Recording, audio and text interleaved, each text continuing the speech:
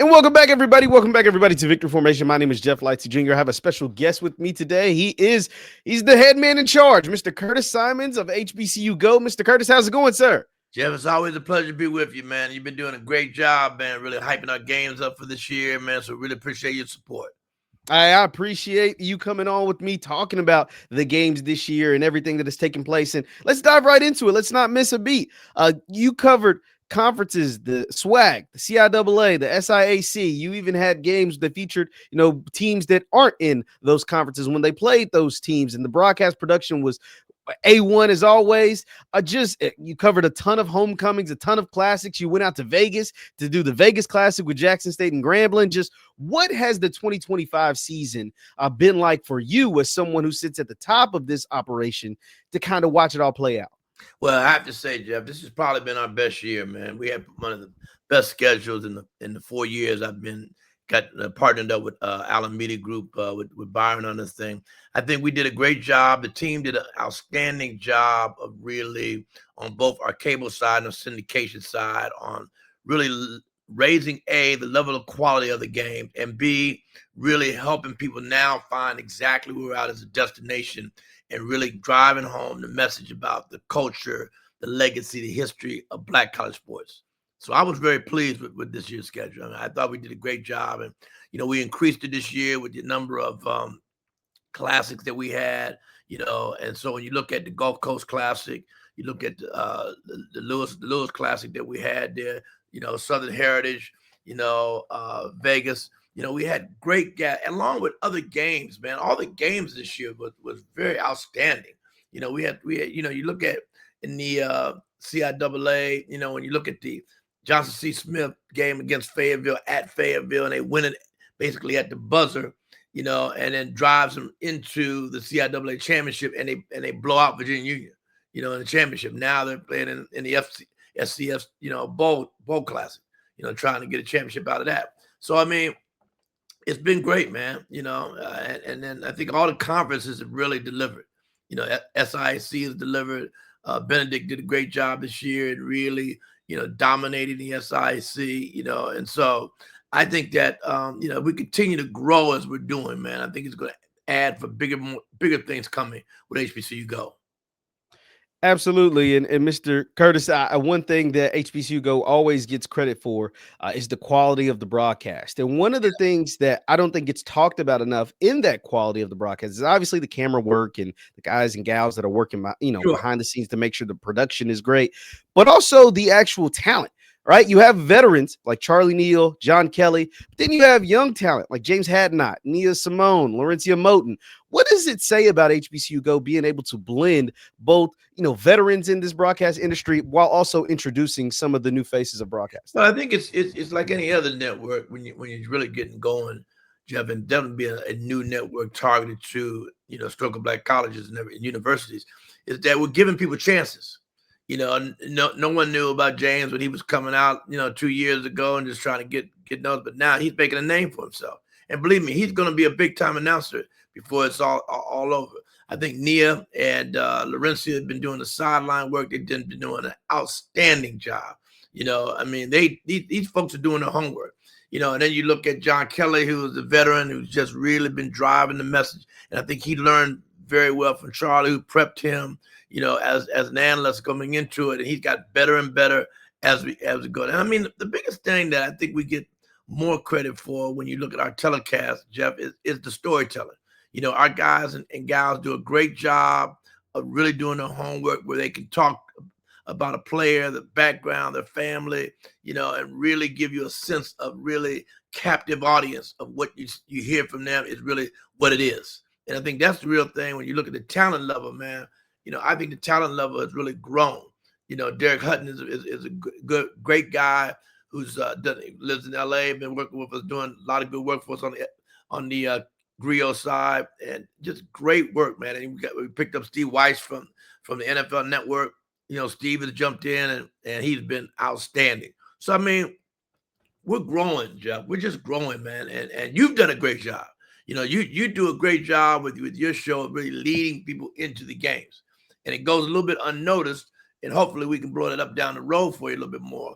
some better marketing and trying to improve things to help you get your messaging out. But you've done a great job in really keying it up, for us, for the games. And that's I appreciate that. I appreciate that, Mr. Curtis. And once again, we're talking to Curtis Simon of HBCU Go. Now, Mr. Curtis, I want to ask you this.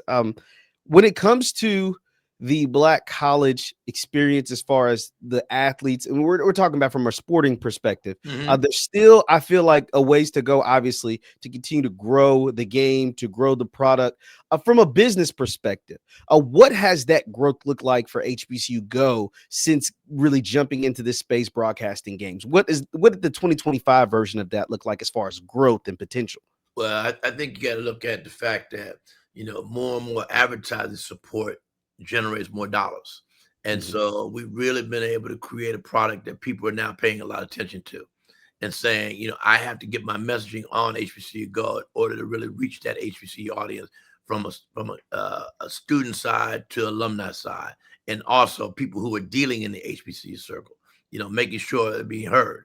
So I think that we really, when you look at a network that really started from zero, and now we've been able to kind of jumpstart this thing over 4 years, Jeff, I think it's a very big credit to Byron Allen and AMG in their love and appreciation for what we're doing. And I mean, you can't go anywhere unless you're at the village, man. And luckily, I've got a village that's been able to really help me grow this thing. And this has always been my dream project. I didn't know if I was going to pull it off. Byron stepped up and supported me, and I'm just trying to give back, in a way that make him proud of what we're trying to bring to the table.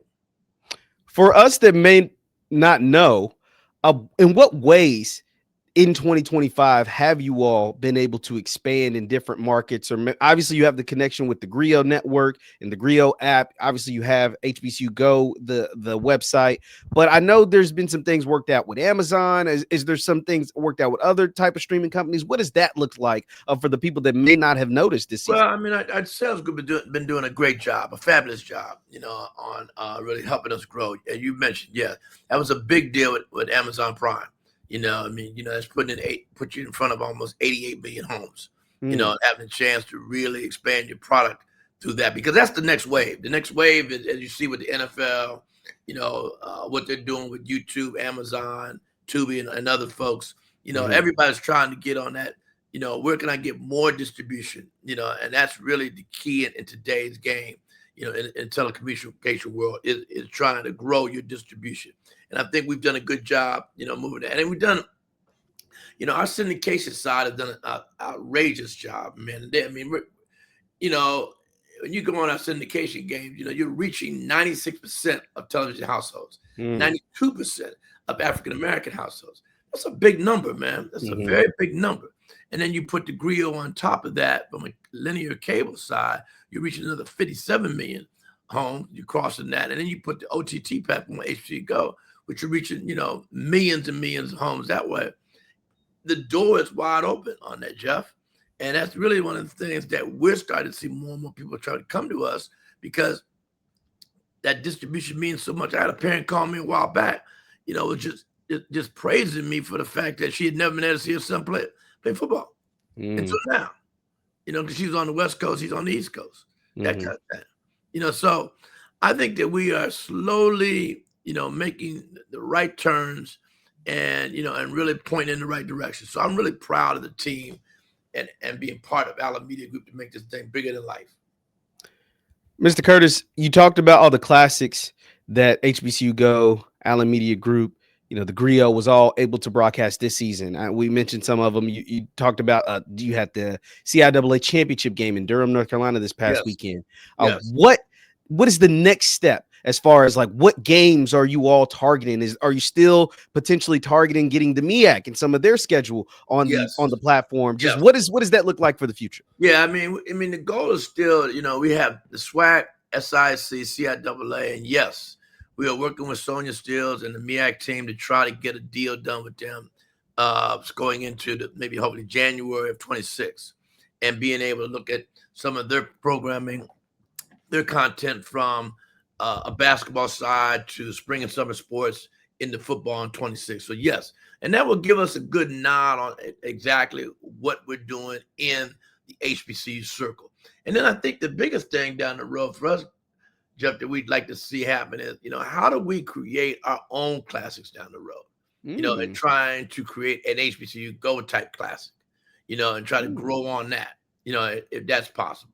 I think that's one of the things that I keep pitching Byron for us to look at, because one of the things that I think, and I'll leak this out to you, that I really want to see us do one day, is I would like to see us create a true national black championship in football and basketball. Structured very similar to how they're doing it right now with the PWIs. Maybe it's 12 teams, 10 teams start out, 2 teams for each group start out, and let's say 8 teams start out and battle it out, between the Division I, Division II teams. I mean, don't get caught up because I'm a Division II, I can't play Division I. It's football. It's basketball. It should be like that. It's almost like mid-majors going up against the major guys in the NCAA. It happens every day. Just look at the game last night. Withrow almost beat, Arkansas, University of Arkansas. It came down to the wire, So, anybody can be beat on a given day, depending on how you prepare yourself to get in the battle. So I'd like to see us grow that because, the Celebration Bowl is good. I like it. John Grant does a great job with it. But somewhere down the road, we've got to create a true champion within the HBCU circle from a football and basketball side. So I really want to work on that. That's the next big thing I want to try to bring to the table down the road, Joe. That would be awesome. I know there's some hoops you probably have to jump through as far as the division. There's a lot of hoops. You got to get the commissioners. I've been able to get in their ear a little bit about, but you got to get the NCAA to sign off on it. Mm-hmm. You got to get some real good sponsors behind it because you got to drive some money. You got to be able to, deliver these schools a dollar figure. I mean, NCAA now, these schools when they get there, they bring home a nice little pie at the end of the day. Mm-hmm. So it's got to be financially structured right, and then the structure has to be right in order for it to work.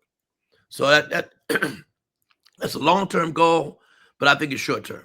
I think it's a strong possibility. When you pitch this out to the commissioners, whichever commissioners that you maybe have, dropped these nuggets on, what is their reception? Is it kind of pushed back? Is it up in the air? What's kind of their thoughts? Kind of up in the air, because it's a big NCAA conversation, and can they convince the NCAA to allow them to break out from everything else and do that? So it's a big conversation, that it will not happen overnight.